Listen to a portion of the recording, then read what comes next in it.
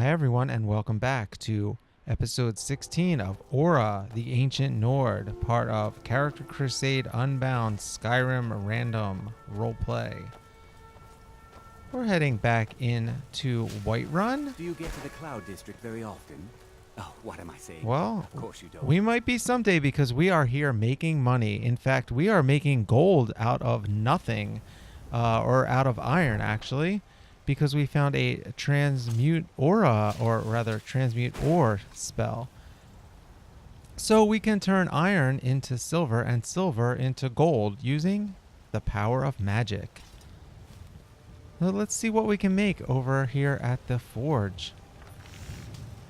Can make all sorts of jewelry here, and as you can see, we don't have any rubies or sapphires to make, or emeralds to make gold jewelry. We only have amethysts, which are used in the creation of silver jewelry. So that poses a small complication here, because if you have a bunch of iron in your inventory, you can't just turn it all into silver.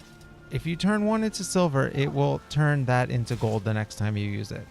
So what we're gonna have to do here for a while is, well, I'll get to that in a second. We do have enough to make one ring here, and it also leveled us up, and we're going to increase our magicka. So we're doing great here. We're already at level 10, and I'm going to save that for later. So as you see what we have to do now, because it takes 2 silver ore to make 1 ingot. This is so complicated. We have to drop one on the ground, make the second one, pick them both up, and make the silver ingot out of 2 silver ore. Then go over and make the amethyst jewelry. And in the middle, we can make another silver. So now we're making the amethyst, and we're flying. I mean, this is so exciting. We're literally walking on air. So we have to drop the silver on the ground, bringing us back down to earth, because this is such a tedious task. You have no idea. I'm going to spare you most of it. But, you know, now we got another ingot, make a ring, you know, go back over to the other side, and now we'll see what we can sell over to her. So she doesn't buy jewelry, but we have a ton of stuff. We've been out adventuring, killing bandits. We have all these shields. Oh, we've been on a real tear lately. So she's going to take most of this stuff from us. Now, this shield, you know, we like the look of this, but now we have this one with the dwindling flames. So the armor rating's higher in this one, but that's because we improved it. But we can't actually improve the magical ones, but the flame resistance, you know, hopefully will help. We're always dealing with flames. I don't know that we're even going to be using this shield too often anymore. Okay, so we have these boots, which we're like, why are we going to sell these? These are nicer looking than the boots we're wearing, so we are going to sell that. We're going to keep that, rather. Got rid of some extra armor, and we have a bunch of bows and random other battle axe here, and a bunch of other weapons to sell. So a great sword, none of this we need. I think Belrand was probably carrying most of this, and we're going to go to the shop. Now, a lot of time at the market stall so I can learn I already know this from playing this game, but we're going to talk to Isolde for a minute. Now, if you remember in our last episode, we not only found the transmute ore spell and a bunch of potential gold. Become the best trader in Skyrim. I met one of the caravan leaders, Madron. I'm just listening to her for 1 second. If I could bring him a mammoth's tusk. So anyway, not only did we find that, but we did find a bunch of mammoth tusks. They were poachers. There was tons of these. So we're going to learn a thing or two about trading by giving her what she wants. A big tusk. We have tons of these, actually. Maybe I'll be able to become a caravaneer myself one day. Now, we've dealt with these caravaneers before. Let me show you a thing or two about bargaining. Don't want some shifty merchant giving you a So raw this trade. lady's really helpful, because we're also going to ask her now about these caravans, because we have been dealing with them, but all we really know is what they tell us. We're kind of curious what she thinks. Because we know they're banned from the cities. They're always outside the cities. Worst thing is, Yeah, nobody we wants know them in this the because we cities. always see them outside Nobody the trusts cities. them. And we don't necessarily trust them, Matter of fact, I do. except to give They've us a been fair deal. enough We with don't me know as if they far as I stole can that tell. stuff or anything. And a Nord knows a liar when she sees one. I mean, they certainly bought stuff from us that may not have been, About the same as everyone else? Well, we're pretty They're the honest, catfolk actually. of I was gonna elsewhere. say Great warriors, good traders. they don't buy stolen goods, as far The as way I hear know. it, elsewhere ain't nothing like Skyrim. It's got tropical forests and dusty badlands. And so also, yeah, Sounds they're from a awful. tropical paradise, and Skyrim is cold, even in this area. Farewell. You know, it's pretty sunny out. It's kind of cold. Okay, so this guy now, 59 is not bad. I think they were worth 150 or something, in theory. You know, we're increasing our speech. Our prices will go up, I guess. All right, and so we have a bunch of other stuff that blacksmith doesn't want any snouts.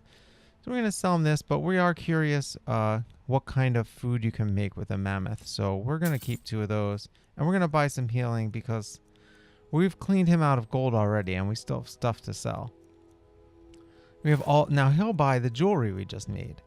So we're going to sell him these rings, 60. See, we made that virtually out of nowhere. We found these amethysts and we found them while mining, a lot of them. They come up while you're using the pick. And he doesn't have enough, so we're just gonna, swap some potions for these rings. Perfect trade, because we always need potions. I am not that great at fighting in this game. And even if I was, you get hurt. Things happen. All right, so this is great. We're now some peddler, jewelry, salesman. But little does this guy know that we actually, made this silver magically. And we don't even necessarily know if it could turn back into iron at some point. We don't know. But, we assume it works because the way these guys were operating. They had a pretty professional operation. So here we are trying on our new boots and our cloak, and it looks a lot better. So I'm sticking with those boots. She's looking pretty fashionable. I still don't really like that cloak that much. Oh, and here, another mention of the Dawn Guard, the vampire. Now, we have been an amateur vampire hunter a few times already. So that is kind of intriguing to us. And we're visiting the Jarl's Palace here just to let them know that we have completed the task of clearing out these bandits, which, some bar owner or someone told us, the Jarl's men want this place cleaned out. So we're talking to the Jarl's man right here. So this is pretty exciting. I don't even know that we've even been in here before. It's a really grand hall. Now, we've been in the halls in smaller towns like Morthal and Dawnstar, but this is a huge castle here, so it's a pretty big contrast. Although we have been in Solitude also, so this is just I feel like it's a little grander. That you walk in and there's like a wall there, a balcony, So this has that wide open space. And speaking of wide open space, they tell us we actually have to go out back onto the porch. See, this is their back porch. I mean, this is pretty nice. And the guy here who gives out the jobs, he's just outside having a meal. Which I would do too if it was a nice day like this and I works here. So I serve Jarl Balgruuf as steward. we cleared out the bandits. And Excellent. how much you got for You've us? done us a great service. Here is your reward. 100 gold. That was barely worth it. Except we did make a lot of money at the trader, So that's fine. They know that we went to the trader before we came here and probably made Enjoy your visit however to much. Dragon's Reach. I wasn't paying attention, but we probably made 1,000 gold. I don't even know. All right, just checking out the view with our boy Belrand here, the giant castle or whatever you call it. And we're back on the road. So we're going to head back to our campsite, which is not really that far up the road from Whiterun. Sort of halfway between Whiterun and the whole Morthal area. Which is mostly where we've been, making our, staking our claim. We really just go to Whiterun for bartering so far. We haven't done anything really there. Bartering, turning in that quest, and that type of stuff. So in Morthal, we've been more involved with the local community and helping them out with some stuff. So, and we started out hunting. So we see this deer, and we're just walking on the road making more gold or whatever. And we're like, oh yeah, let's chase this thing down. And then we realize we just can't catch up to this. So we just go back to our new life of making silver and gold. Thanks for joining, and we'll be back next time.